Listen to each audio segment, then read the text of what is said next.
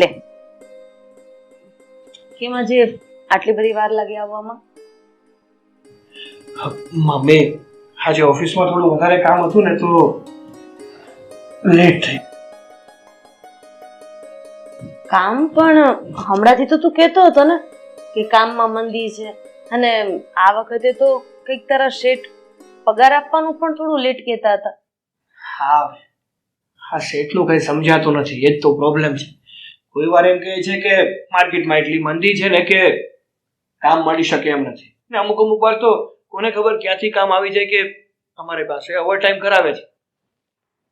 બેટા તું આટલું બધું કમાય છે, પણ એમ છતાંય ઘર તો ચાલી જાય છે, પણ આ તારા અને મારા શોખ પૂરા નથી થતા. તું ઓવરટાઈમ કરે છે તોય બસ રૂપિયાની તો ઘટ જ પડે છે. હા મમ્મી, તમારી વાત એકદમ સાચી છે. હા, આખો મહિનો કામ કરીને કંટાળી જઈએ છીએ ને તો પણ એટલા રૂપિયા તો નથી જ આવતા કે આપણા મોશોખ પૂરા થાય. આ ઘર બકરીમાં બધા વપરાઈ જાય છે. બેટા આ પરિસ્થિતિમાં મને તો કઈ નથી સૂચતું કે આપણે કોની પાસેથી રૂપિયા લાવીએ. અને તને તો ખબર છે ને કે આ વ્યાજને ઘોડા પણ ના આંબે. એક વખત વ્યાજ ચાલુ એટલે ઘર ધોવાનું ચાલુ. હા પણ મમ્મી એક કામ કર્યું હોય તો આપણે? કામ શું? અરે હા, મારા મામા એટલે કે તમારા ભાઈ એ તો પૈસે ટકે બહુ સુખી છે અને શાંતિ છે. ભગવાનની સાક્ષાત ત્યાં કૃપા છે, તો એમની પાસેથી મદદ માંગો ને તમે. મદદ? અને મારો ભાઈ, અને એ પણ મને? ભૂલી જા બેટા આ વાત, કારણ કે આ વર્ષો પહેલાની વાત છે. મારા પપ્પાને ત્યાં બહુ સારું હતું અને મારો ભાઈ એકનો એક દીકરો હતો. પપ્પાનું સમાજમાં નામ પણ એટલું બધું હતું, અને એ સમયે મેં તારા પપ્પા સાથે પ્રેમ લગ્ન કર્યા, એટલે કે કોર્ટ મેરેજ. અને એ પણ મારા પપ્પા અને મારા ભાઈની અગેન્સ્ટ જઈને.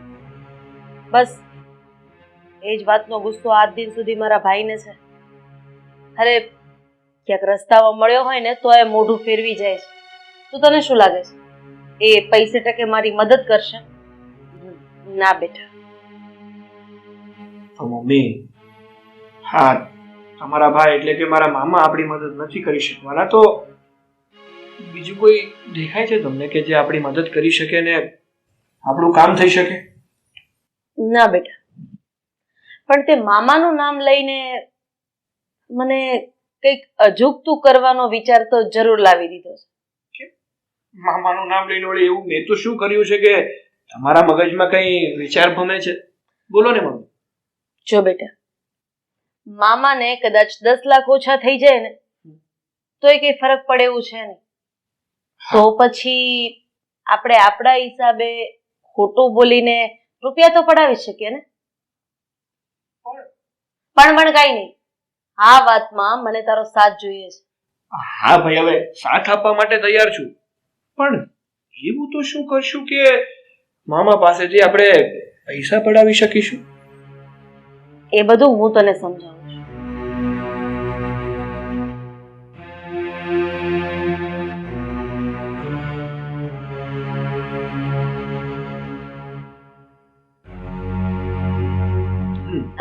બોલ, આ બાબતે તારું શું કહેવું છે? અરે મમ્મી, તમારી વાત વિચારવા જેવી તો છે. અરે વિચારવા જેવી શું, તમારી વાતને છે ને આપણે અમલમાં મૂકી દઈએ એટલે આ મામાના પૈસા છે ને એમાંથી અડધા પૈસા મને પણ તો વાપરવા મળે ને. બસ, તો હવે મેં જે પ્રમાણે કીધું ને એ પ્રમાણે આગળ પગલા ભરીએ. હા પાક. હવે જા, ફ્રેશ થઈ જા. આ ગ્લાસ લેતો જા બેટા. હા, અને હું શું કહું છું મમ્મી, હા મામા પાસેથી પૈસા આવી જાય ને પછી એક સારી એવી કામવાળી રાખી લેવી છે, એટલે આપણે કામ તો ન કરવું પડે. વાહ, મારો દીકરો મારી ઉપર જ ઉતર્યો. કામા કૂટો એટલે સાવ કામા કૂટો.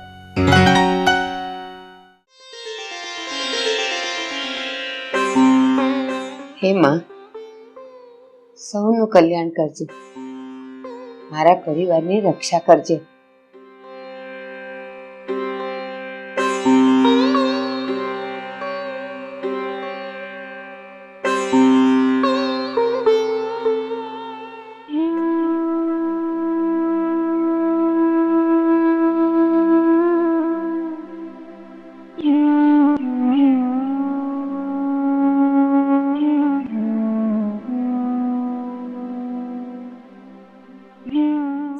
કે રાધા,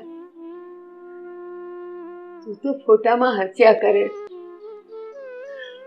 પણ જ્યારથી તું ગઈ છે ને, મારા આંસુ તો સુકાતા જ નથી. અરે 20-22 વર્ષ થઈ ગયા, કઈ થોડા કે જાજા. તું ગઈ એ ગઈ, પછી ક્યારેય મોઢું ન બતાવ્યું. અરે બેટા, એક વાત તો આવ. બા, આ ખોટી ઝંખના શું કામ કરો છો તમે? તમને પણ ખબર છે અને મને પણ કે ફઈ હવે પાછા ક્યારે આવવાના નથી. ફઈ જ્યારે આ ઘરમાંથી ગયા ને, ત્યારે તમારી સાથેના બધા સંબંધોને તોડીને ગયા છે. હા, આ જ હકીકત છે કે ફઈ પાછા ક્યારેય નહીં આવે, અને તમારી આ ઝંખના, આ વેદનાનો કોઈ અંત પણ ક્યારેય નહીં આવે. બેટા, એ ગઈ તો ગઈ, પણ અમારા લાગણીના સંબંધો નથી તૂટ્યા હજી. હા, ખબર છે મને કે લોહીના હોય કે લાગણીના, એ સંબંધો ક્યારેય તૂટતા નથી. બની શકે કે દૂર થઈ જાય, પણ મનમાં એનો ભાવ ઓછો નથી થતો. બા, જેમ તમે ક્યારેય ફઈ પાસે નથી ગયા ને, એમ ફઈ પણ તમારી પાસે કદાચ ક્યારેય ના આવે. બની શકે કે સમયની આ જે દૂરીઓ તમારી વચ્ચે થઈ ગઈ છે ને, એ કાયમ માટે આમનામ જ રહે. હું તો તમને એક સલાહ આપીશ, એક દીકરી તરીકેની એક માને સલાહ, કે ફઈને ભૂલી જાઓ બા. હવે આગળ વધવાનો સમય છે. બેટા, તું મને મારી એક વાતનો જવાબ આપ. તું ક્યારે શ્વાસ લેવાનું ભૂલી છે? નહીં. તારું હૃદય ક્યારેક ધબકારો ચૂકી ગયું છે? તો પછી રાધા તો મારો શ્વાસ છે, કેમ ભૂલું એને? મારા હૃદયનો ધબકાર છે, એ નહીં ભૂલાય, એ નહીં ચૂકાય બેટા. ભલે અમે શરીરથી દૂર છીએ, પાસે નથી, પણ સાથે તો છીએ. તમને શું લાગે છે તમારી દીકરી એટલી નાની છે કે એને ખબર નથી પડતી? બા, જાજી તો નહીં, પણ થોડી ઘણી દુનિયા તો મેં પણ જોઈ છે. મને ખબર છે એક મા માટે પોતાનું સંતાન ક્યારેય પારકું ન થઈ શકે. ગમે તેટલી મોટી ભૂલ કરી હોય કે ગમે તેટલું મોટું પાપ કર્યું હોય, સંતાન હંમેશા એની માની આંખનો તારો જ હોય છે. પણ બા, અમુક સમયે મા બાપને પણ આ વાત સમજીને ચાલવું પડશે કે સંતાન ક્યારેક એવો ફેસલો કરી નાખે છે ને કે એ પોતે ઈચ્છે ને તો પણ એ રસ્તા પરથી પાછું ન વળી શકે. અને ફઈને પણ એવું જ કંઈક થયું હશે ને બા. એક વખત તમારા વિરુદ્ધ જઈને લગ્ન તો થઈ ગયા, એમનો રસ્તો તો એમણે ગોતી લીધો, પણ પાછું વળવા માટેનો કોઈ રસ્તો બાકી નહીં રહ્યો હોય, ત્યારે જ તો એ પાછા નહીં આવ્યા હોય ને ક્યારે. મરણ પથારીએ પડેલું દર્દી છેલ્લો શ્વાસ લઈને ત્યાં સુધી એના સ્વજનોને આશા હોય કે એ જીવશે, એ જીવતું ઘરે આવશે, બસ એવી જ કઈક આશા મારી અંદર ને અંદર છે. મારી રાધા, મારી દીકરી પાછી આવશે મારી પાસે. મારી પ્રેમ, મારી લાગણી, મારા હૃદયનો ધબકાર એને પાછો ખેંચી લાવશે. બસ બસ એવી જ રીતે મારી રાધા, મારા હૃદયનો ધબકાર મારી પાસે પાછી આવશે મારી પાસે. બા, એક વાત તમે ભૂલી જાઓ છો. હર હંમેશા તમારે એક વાત યાદ રાખવાની છે કે કદાચ ફઈને પાછું પણ આવવું હશે ને તો પણ પપ્પા ક્યારેય નહીં માને. પપ્પા અને ફઈની વચ્ચે બહુ બધું અંતર થઈ ગયું છે. સંબંધોમાં તિરાડ પડી ગઈ છે. અને તમારી અને મારી પાસે એક જ રસ્તો છે કે ફક્ત ને ફક્ત દિલથી ફઈને યાદ કરી શકીએ. આનાથી વધારે કાંઈ નહીં. બા, હવે ચિંતા છોડો. ચલો મારી સાથે આપણે મંદિરે જઈને આવીએ.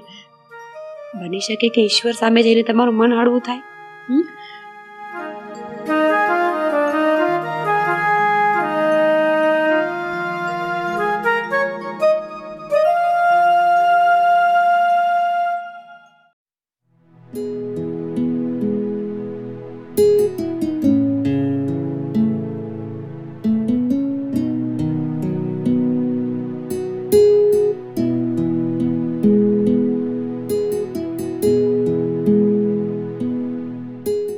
બા, કઈ બાજુ ગયા તમે?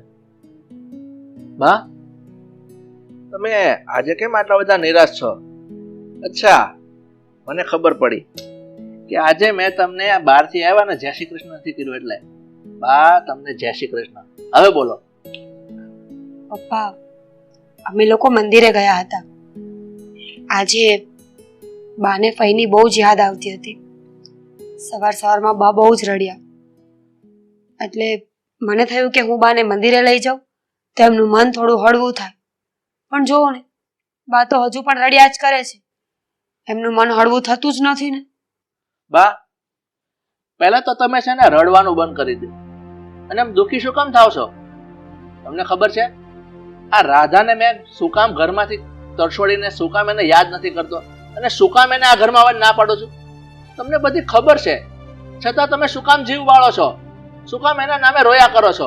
દીકરી છે મારી, કેમ ભૂલાય એને?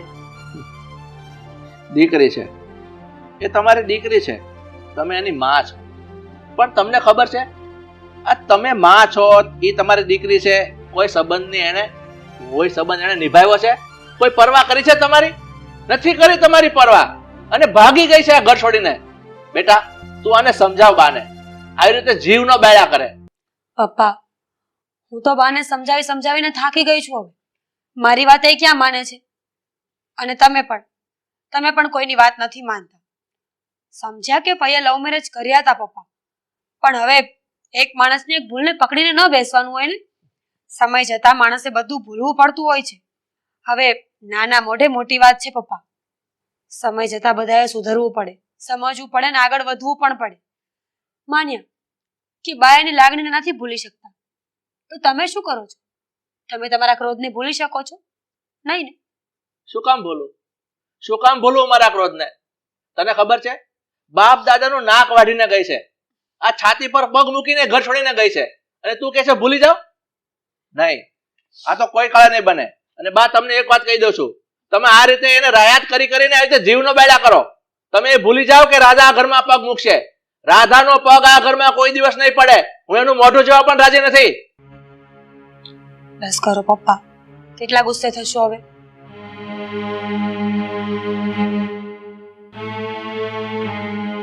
ભાઈ, કોણ છે તું? તારી ઓળખાણ ન પડી અને તું આમ મારા ઘરમાં અચિંતા કેમ આવીને ઉભો રહ્યો છે? તને નથી ઓળખતો. તમારી વાત એકદમ સાચી છે કે તમે લોકો મને નહીં ઓળખતા હોય, પણ સાચું કહું ને તો હું તમને ઓળખું છું. જો તમને કઈ વાંધો ન હોય તો બેસીને વાત કરું. શું તું અમને ઓળખે છે? હા. હા, પેલા બેસો તો દો. બેસ. બેસ.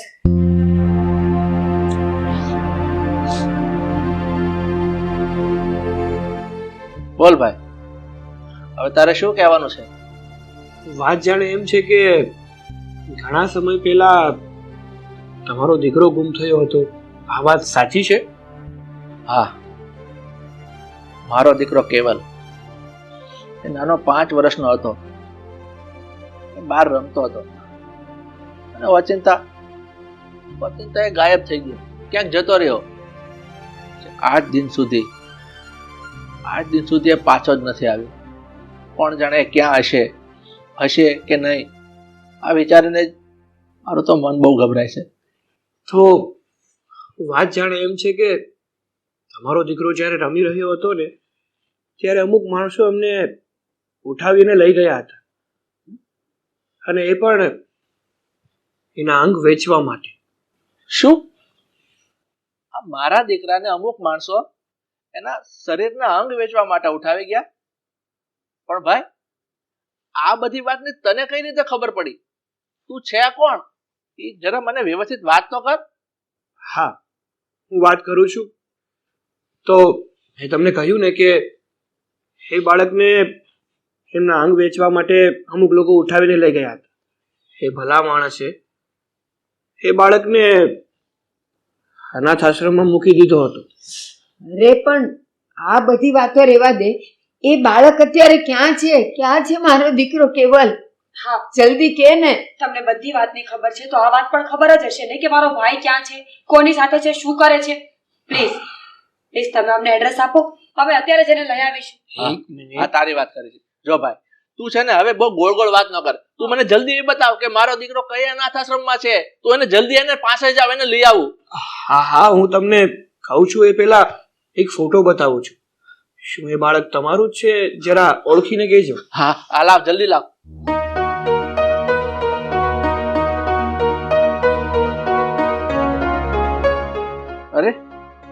અરે આ તો મારા દીકરા કેવલનો જ ફોટો છે. કેવલ જ છે આ મારો. જો બેટા. કે ને હવે તો કે આ મારો કેવલ જ છે. કે ને ક્યાં છે?